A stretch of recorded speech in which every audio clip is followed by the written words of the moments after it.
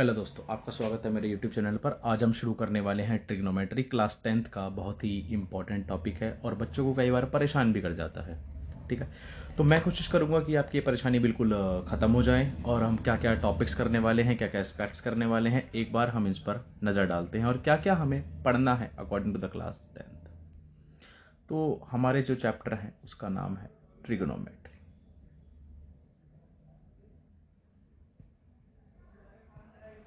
ठीक है, ट्रिग्नोमेट्री बहुत ही हमारे कह सकते हैं कि वास्ट चैप्टर है। इसके लिए हमारे पास 11th-12th में अलग से 3-4 एक्सरसाइजेज आ जाती हैं। तो आई होप आप इसको ढंग से समझने की कोशिश करेंगे।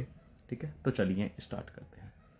सबसे पहला टॉपिक होगा कि आपने सभी ने राइट एंगल ट्रायंगल की कंडीशंस पढ़ी होंगी कि जैसे हमारे पास ये ए बी सी एक ट्रायंगल है जिसमें एंगल बी होता है हमारे पास 90 डिग्री का। ठीक है, अब तक हम सब ने पढ़ा कि ये परपेंडिकुलर है, ये बेस है और ये हाइपोटेन्यूज होता है। और हाइपोटेन्यूज का स्क्वायर बराबर होता है परपेंडिकुलर के स्क्वायर के प्लस बेस के स्क्वायर के। यहां तक आप सभी ने पढ़ रखा होगा। अब हम इसी में ही आगे बात करने वाले हैं कि हम इसमें एंगल्स कैसे डिफाइन करें। उन एंगल्स की वैल्यू हमें निकालनी होगी, उसके लिए हम ये कोशिश करने वाले हैं। तो हम इसमें करते क्या है,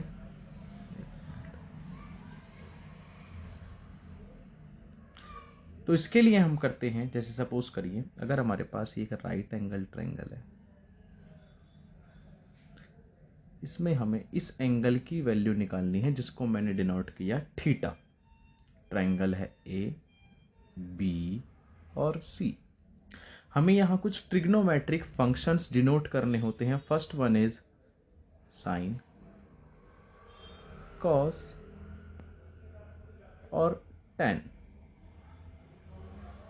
ठीक है, अब ये ऐसे ही लिखे जाएंगे, लेकिन इसमें कुछ फंक्शंस डिफाइंड होंगे किस एंगल पर निकालना चाहते हैं। जब यहां पर देखो राइट एंगल ट्रायंगल है तो एंगल भी तो हमारे पास 90 गिवन ही होगा, ये कॉमन सेंस की बात है। तो हमारे पास दो वैल्यूज बची जिन एंगल्स पर हम साइन कॉस टेन इन सबको अप्लाई कर पाएंगे। वो कौन से दो एंगल्स हैं, एक है angle A and next one is angle C. According to the angle C denote तो sine of angle C, cos of angle C, similarly tan of angle C. इन सभी की कंडीशंस होती हैं, क्या होती हैं। साइन के लिए कंडीशन आती है परपेंडिकुलर अपॉन हाइपोटेन्यूज, कॉस के लिए कंडीशन आती है बेस अपॉन हाइपोटेन्यूज, टेन के लिए कंडीशन आती है परपेंडिकुलर अपॉन बेस। ये हमें पता होना चाहिए। अब हमें यहां पता कैसे चलेगा कि परपेंडिकुलर बेस कौन सा है। देखो हाइपोटेन्यूज तो फिक्स है, ए टू सी क्या रहेगा हमारे पास, हाइपोटेन्यूज रहेगा। लेकिन बेस और हम कह सकते हैं कि अदर कंडीशंस, उसको हम कैसे फाइंड आउट करें। तो उसके लिए होता क्या है, किसी भी एंगल के सामने वाली जो साइड होगी, किसी भी एंगल के साइड सामने वाली जो साइड होगी वो हमेशा क्या काउंट होगी, परपेंडिकुलर। तो यानी कि एंगल सी के लिए परपेंडिकुलर क्या है, ए बी। भाई सी के लिए परपेंडिकुलर क्या बना, ए बी। तो साइन सी कितना बन गया, ए बी। और ए सी तो हाइपोटेन्यूज है ही, ए बी अपॉन ए सी। जब ये परपेंडिकुलर है तो ये क्या बनेगा, बेस बनेगा। तो B C upon A C और टेन सी परपेंडिकुलर अपॉन में बेस, यानी A B upon B C, B C. ठीक है, आई होप इतना समझ में आया होगा। अब यहां पर मैं एक बार इनको रिमाइंड रखना, मैं एक रिलेशन अभी बताने वाला हूं। अब वो रिलेशन क्या है वो आपके बहुत काम आएगा। ठीक है, अब वो रिलेशन क्या है,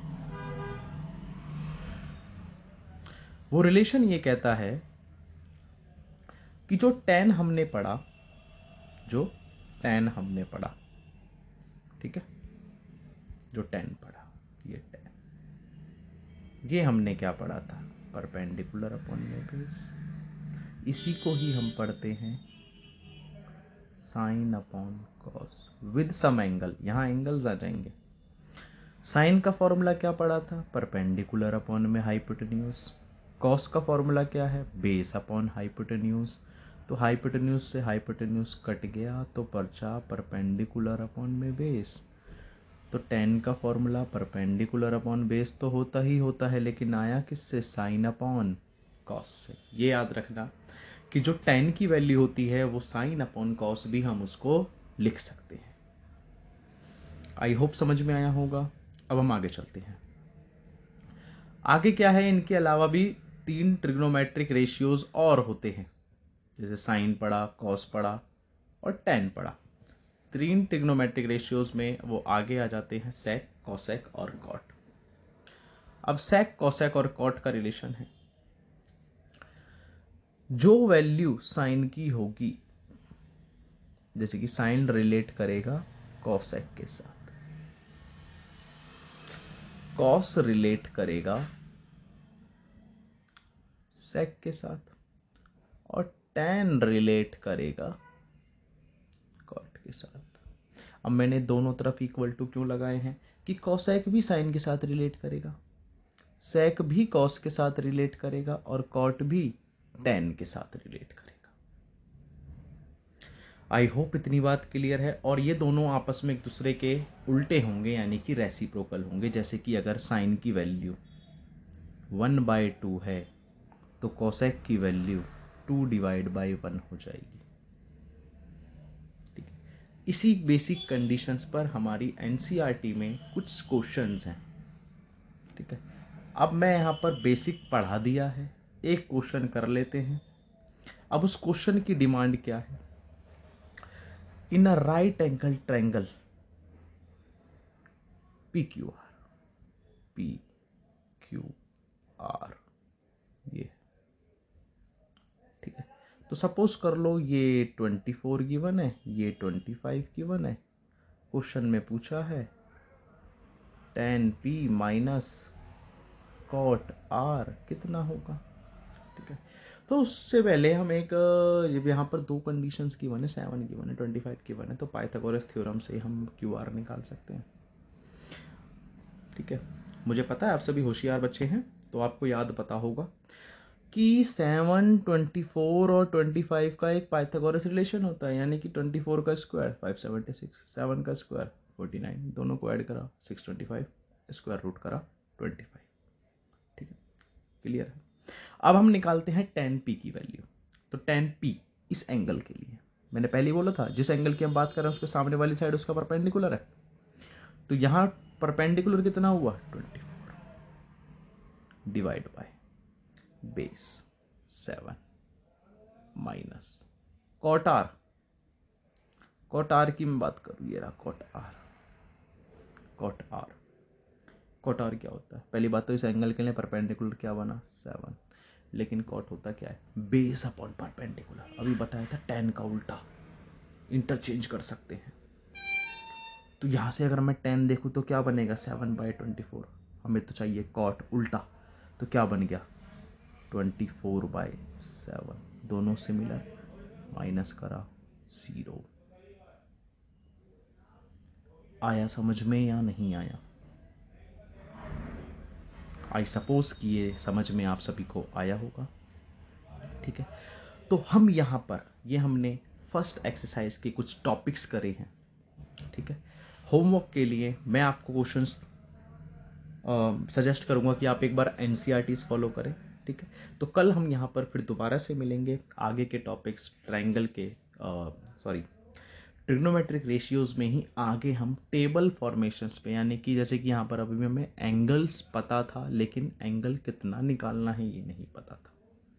तो कल हम 30 डिग्री, 60 डिग्री, 90 डिग्री, इन सब की वैल्यूज निकालना भी सीखेंगे। ठीक है, जब तक के लिए थैंक यू। अगर वीडियो पसंद आई हो तो like, share and subscribe. Thank you.